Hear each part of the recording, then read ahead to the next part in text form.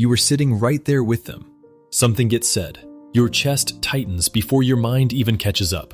The words are already forming, but the thought comes quietly.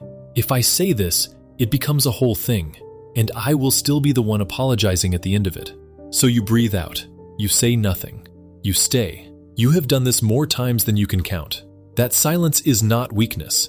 It is something you learned. At some point, maybe when you were young, maybe not that long ago, you said how you felt, and it did not go the way you hoped. Maybe they made it about them.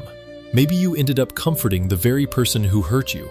Maybe nothing was said at all, and you just felt it, that your words did not land anywhere safe. And your mind quietly made a note. Speaking up costs more than it gives back. So you adapted. You got quieter.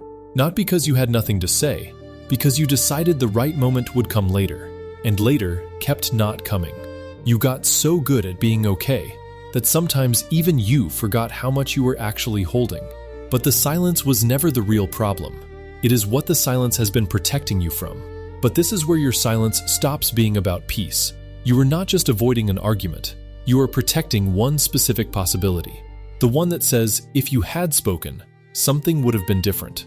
As long as you never say it, that possibility stays alive.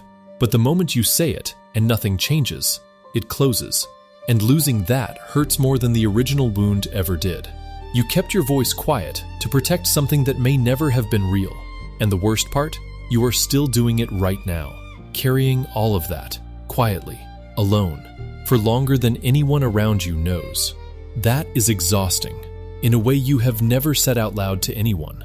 You were never someone who had nothing to say. You were someone who learned, somewhere along the way, that not every room was safe enough for your real voice, and so you waited. There is probably a conversation you have rehearsed 100 times, in the shower, before you sleep, on the way somewhere.